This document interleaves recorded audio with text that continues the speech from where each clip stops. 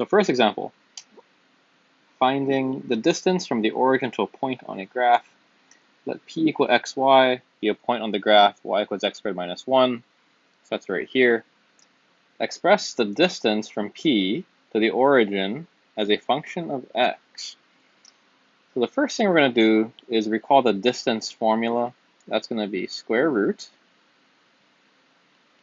x2 minus x1 squared plus y2 minus y1 squared. So we need two coordinates. It does give us 1, the origin. We know that's 0, 0. So I'm just going to note that. So I have 0, 0. And the other coordinate is going to be point P, which is right here, x comma y. Now we talked about this a long time ago, but x, y isn't very useful because that's two variables. So what we're going to do is use the formula they give us. That's really important. Instead of x comma y, we're going to write x comma x squared minus 1 because that is the y coordinate. That's a better way to think about this. So again, we're going to erase that and think of it as x comma x squared minus 1. And now it generates a nicer pair of coordinates that is in terms of x. Now let's plug it into our formula. D is equal to square root x minus 0 squared plus x squared minus 1 minus 0 squared. We're going to simplify that. That's just x squared plus x to the 4th minus 2x squared plus 1.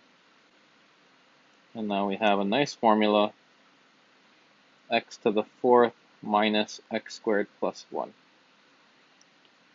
And we'll highlight that. Here's our nice formula. So now it says B. What is D if x is 0?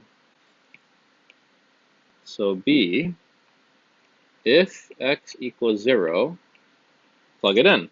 So if I plug in 0 here, I get rid of 1, which is 1.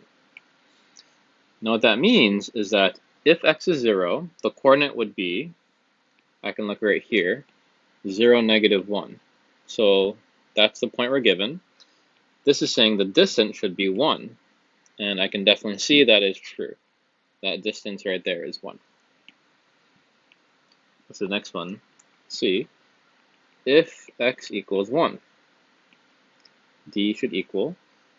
So plug in 1 right here. Notice how we still get the root of 1, which is 1. And that point, well, that makes sense because if you plug in 1, you get 1, 0. And this red line, that distance is also definitely 1. Still harder one. D. If x equals root 2 over 2. So this is going to take a little bit of work. So we'll continue this over here. D equals, we're going to plug in root 2 over 2. So root 2 over 2 to the 4th minus root 2 over 2 squared plus 1. So D should equal root 2 over 2 to the 4th power. That would be 4 over 16. And then minus 2 over 4 plus 1. So let's simplify that. And this would be 2 over 4. Let's make that 8 over 16. So add that all together. That is going to be, this is 16 over 16.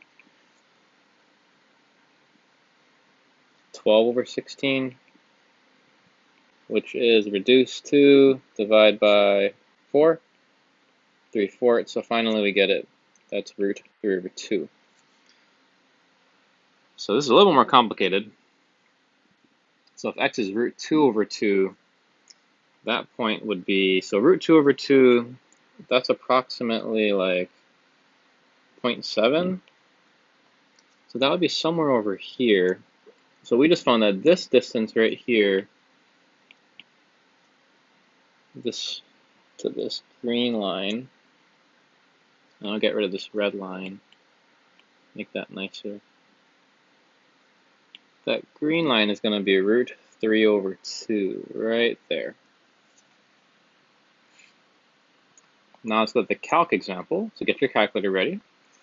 A rectangle has one corner in quadrant 1 on the graph given, another at the origin. So this point at the origin is going to be fixed.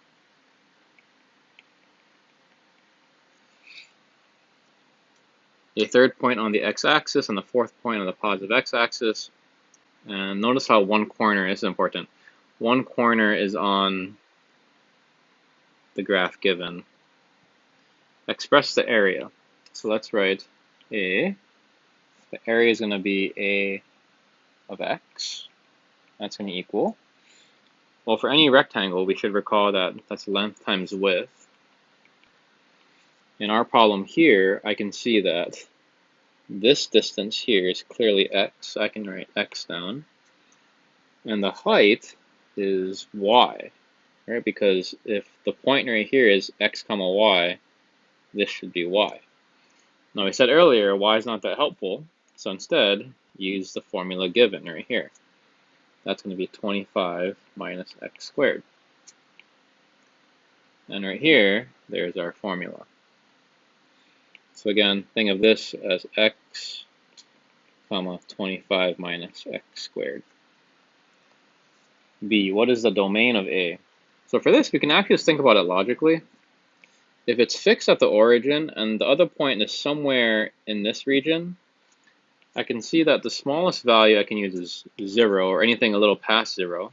So we're going to make that parentheses because it has to be bigger than 0, this point. And the furthest it can go is 5, but it can't actually be 5 because then you don't have a box anymore. So it's just 0 to 5. Now C says to graph it. So this is where we go to our calculator. So open that up. If you're here, just hit the apps button, function, and I'll type it in. X 25 minus x squared. Notice I give you syntax error. That's because it doesn't like it when you don't put a times here. So make sure you put a times like that. Now it should take it. Now we graph it. Try to make your window so we can see the quadrant 1. That's what we care about. Take a screenshot of this, and we're going to drop it into our paper here. Right here. Okay, so I dropped it in. That's what I'm looking at. Here's our graph. So now that we have our graph in there, let's go back to our calculator.